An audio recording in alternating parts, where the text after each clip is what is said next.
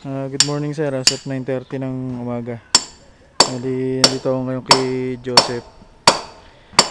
Dito siya nagsisincil sa may sa may hagdanan pababa ng Alba House. Ito yung sinisinsilan niya ngayon. Paglalagay ng poste para dun sa ilalagay nila na gate.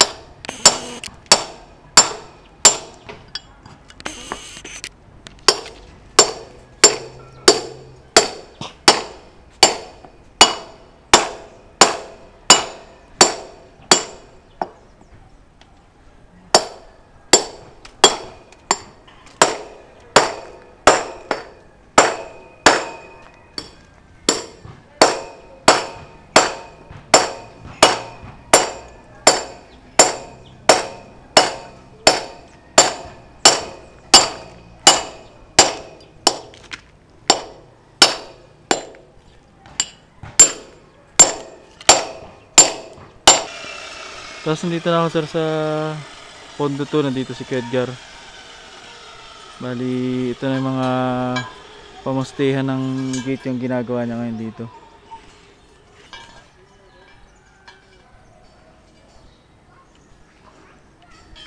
Tapos ito po yung mga tinanim na lokarya dito, buhay naman na.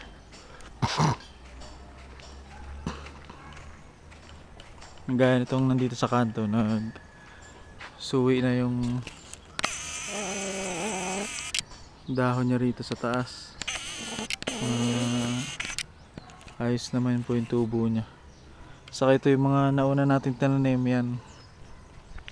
Tindiguno na, tayong-tayo na yung puno nila.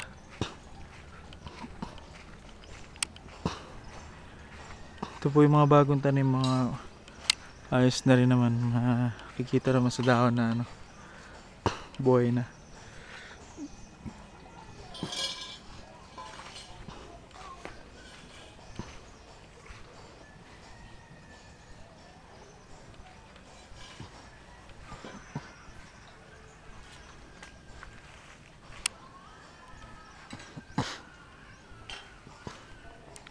Ito po yung lapit sa langka.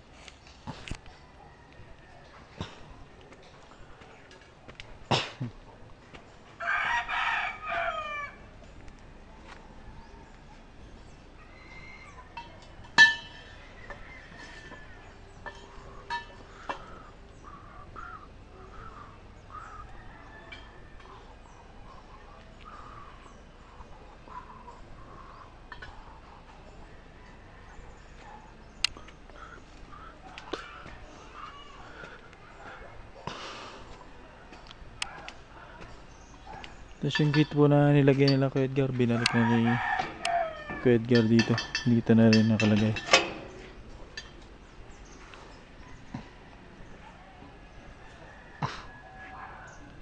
So kabilaan po yan, pati yung nandun sa may condo. Condo 3.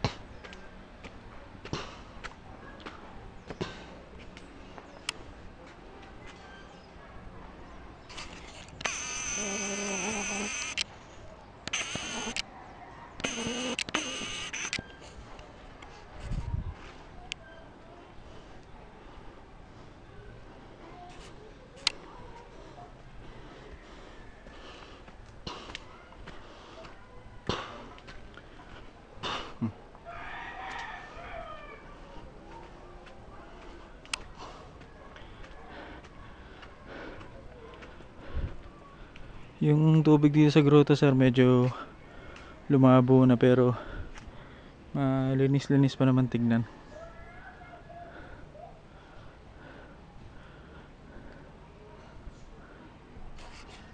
Saka yung mga lokarya dito na tinanim ko din yan, mga buhay na rin po.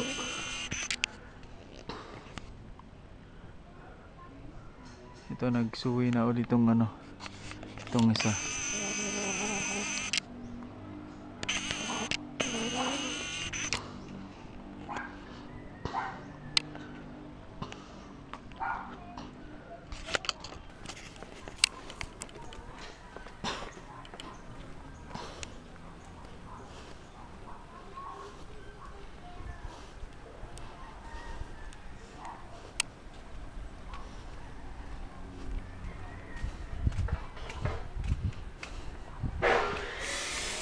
So ito yung mga sinasabi sa inyo boss na napunla ko na avocado.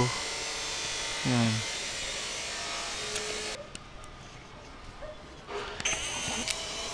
Ito po may napunla din ng mangga. May kanda ako dito, tas marami-rami yung avocado. Ito po chesa yan.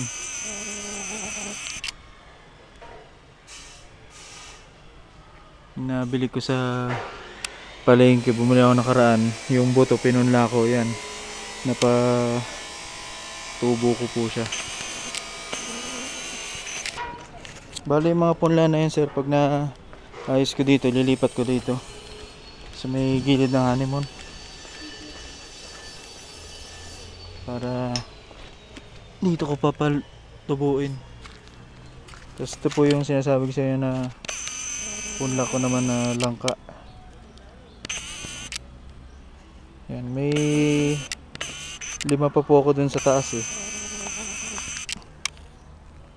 So may mga abang pa ako dito na namili ako ng itong plastic na biodegradable na itim.